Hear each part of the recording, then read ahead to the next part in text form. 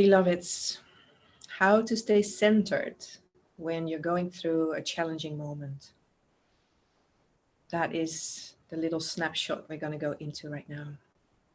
We all know so much challenging moments that we meet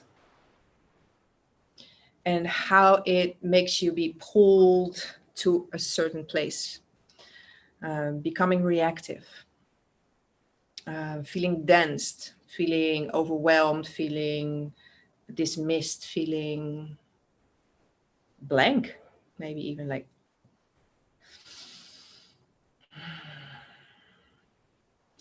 And that's the place where we start feeling that we lose connection with ourselves.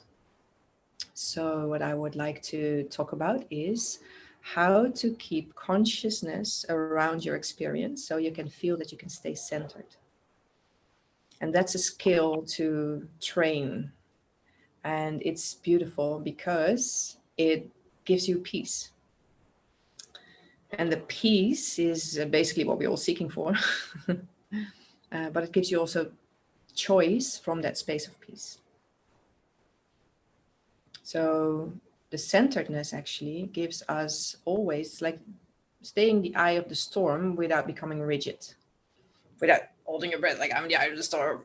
Then you're not the eye of the storm. So how can you stay open, spacious, while meeting whatever it is that you're meeting? And sometimes, it hits us like, it's human, like, ugh. But how can you bring yourself back as fast as you can into more spaciousness so you can let it move through you and that you can feel like, okay, well, how is this landing? What is actually happening? And this piece on creating consciousness around the experience, I speak about a lot. And that is one of the main pieces that we work with as well. Because also in a temple, there is moments that we meet the challenge, that we meet a wall, that we meet the not knowing and where the contraction starts to come in. Or reactivity, which usually comes from a contraction. It's like a bow, like. So how can we stay here and feeling the space? So maybe you can do it with us here.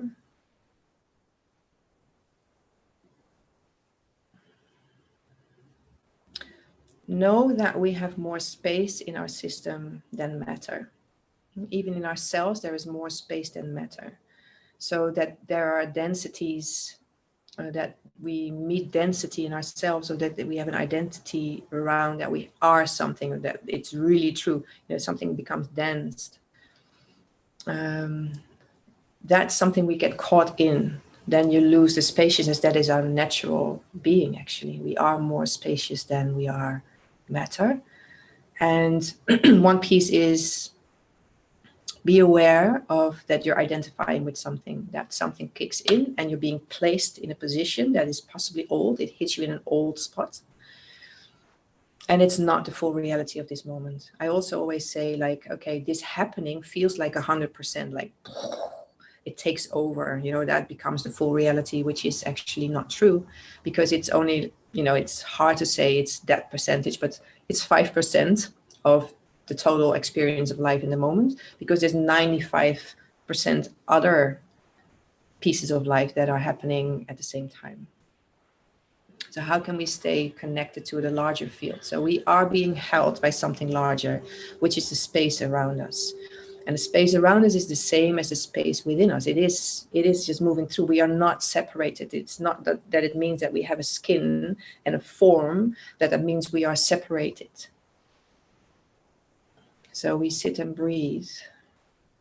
And we tap into that spaciousness to feel there is more space than the happening or the matter that I am.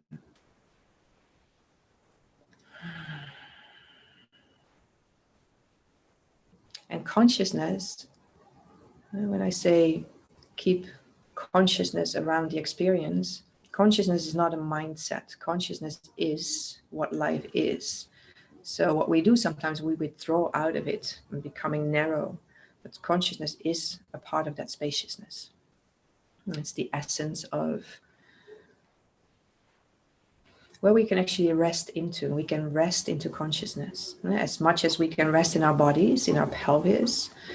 That piece, of course, is to both connect being rested in your body, that centered space to plug into rest in your pelvis, that is the bowl, which I always say.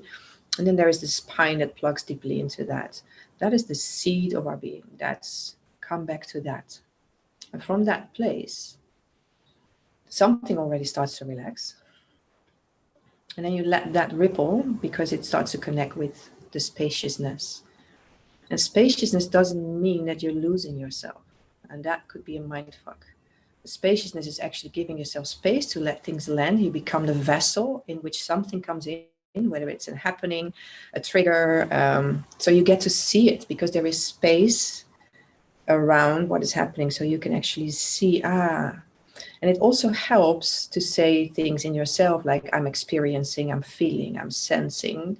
That means that you give a little space so you can actually be an observer at the same time. And you can even be the observer of the observer.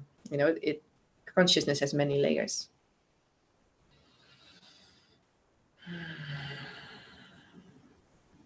So how to catch yourself when it happens. And the more we train ourselves into this, because it feels so good, it gives us freedom, it gives us choice how to move with this. And it gives us the opportunity to sink deeper into life, into truth, into wisdom, than to repeating the same things over and over again, because we know that already. Okay, when this happens, that happens in me. When this happens, that happens in me. And it might have a little different flavor, but it's still same. So how can we allow that shift to happen in something deeper in ourselves? Catch yourself as fast as you can. Catch yourself when you start to feel it. And sometimes it's a day later, but still catch it like, oh, the last 24 hours I was caught in this. Or I'm actually caught in this for a year already, whatever it is. But it could also just be in this last breath. Catch yourself as soon as you can and give that space. Drop in your body, take a breath.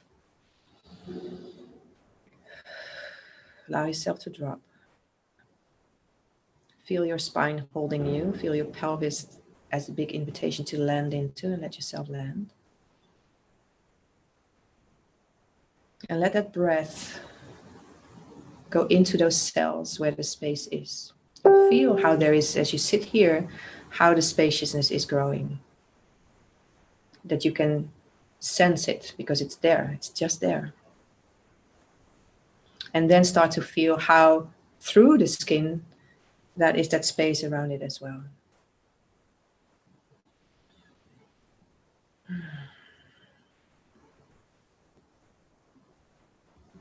Now that lets you land in a larger field of consciousness.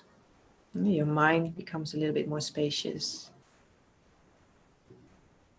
And there might be a piece that wants to grab you back into that zone because that feels like that's your coping. Oh, but I should be here. The answer would come here. I need to be there. This feels unsafe. And that is something to train into. That is not unsafe. It's a different zone.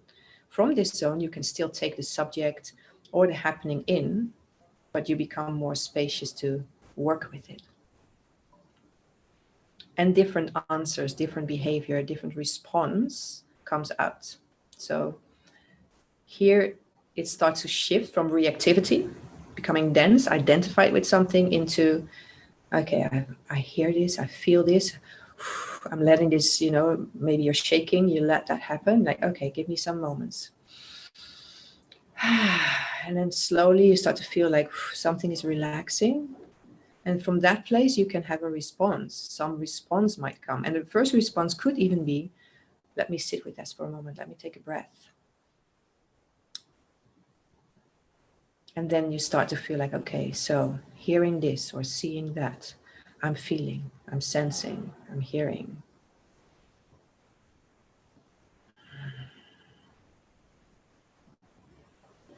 And from that point, you take it.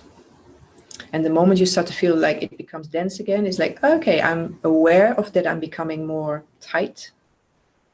Or how you say that, contracted. you can also bring it in. You can have that in yourself, like, okay, I'm noticing contraction happening again. And then still you have consciousness around the experience.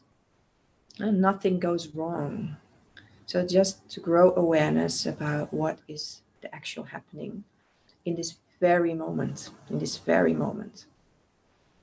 And it slows things down, but it also speeds things up because it allows the shift that you would really love to happen. I hope this little snapshot serves you, and so much love.